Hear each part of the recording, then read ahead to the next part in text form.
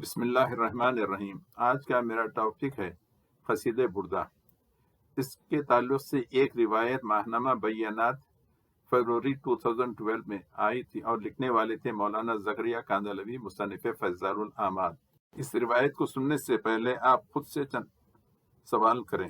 کیا رسول اکرم اپنے روز مبارک میں زندہ ہیں؟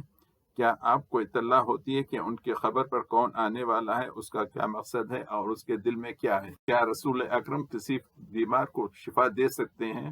اور کیا رسول اکرم کے روز مبارک میں چادروں کا کوئی ذخیرہ ہے کہ وہ کسی زائر کو یعنی کسی زیارت کو آنے والے کو دے سکتے ہیں؟ اگر کوئی قصیدہ پڑھ رہا ہو روز مبارک پہ، اگر وہ کوئی شعر بھول جائے تو کیا رسول اکرم صلی اللہ علیہ وسلم اس کو وہ شعر یا بیت یاد دلا سکتے ہیں؟ اور یہ واقعہ جو مدینے میں پیش آیا، کیا اس کی اطلاع 2000 کلومیٹر بیٹھے ہوئے مراکش میں ایک مجذوب کو ہو سکتی ہے؟ مولانا زکریا فرماتے ہیں، قصیدہ بردہ کے مصنف کا نام محمد بن سعید بصیری ہے۔ ان پر فالج ہو گیا تھا اور چلنے پھرنے سے معذور ہو گئے تھے۔ آپ نے بہت سے قصائد لکھے۔ آپ نے یہ قصیدہ لکھا، اپنے متعلقین سے فرمایا کہ آپ کو چارپائی پہ ڈال کہ مجھے مدینہ میں لے چلو۔ متعلقین نے آپ کو چارپائی پر ڈالا اور مدینہ منورہ لے چلے۔ جب مدینہ پہنچے، اپنے دوستوں سے فرمایا کہ مجھے روضہ اقدس کے سامنے اپنے محبوب کے قدموں میں زمین پر لٹا دو اور آپ سب چلے جاؤ۔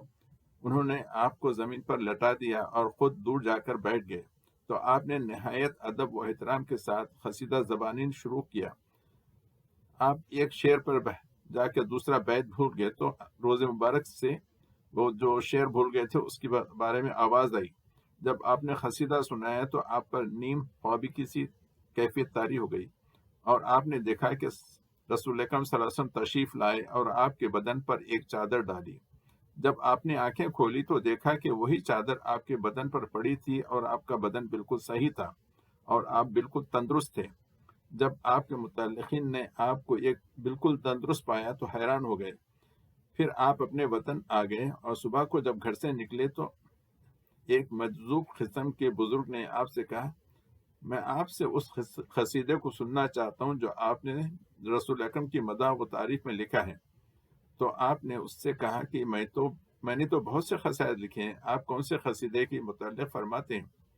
اس پر اس بزرگ نے فرمایا کہ وہ قصیدہ جس کا ابتدائی شعر ہے۔ آپ کو یہ بات سن کر بہت تعجب ہوا، اس لیے کہ آپ نے ابھی تک کسی کو یہ قصیدہ نہیں سنایا تھا۔ تو آپ نے اس بزرگ سے فرمایا کہ اس قصیدے کا علم آپ کو کس طرح ہوا؟ تو اس بزرگ نے کہا کہ جب آپ اس قصیدے کو سرکار دو عالم کے دربار میں پڑھ رہے تھے تو میں بھی موجود تھا۔ اس وقت میں نے سنا اور میں نے دیکھا کہ جناب رسول اکرم صلی اللہ علیہ وسلم سرسبز ٹہنی کے مانند جھوم رہے تھے۔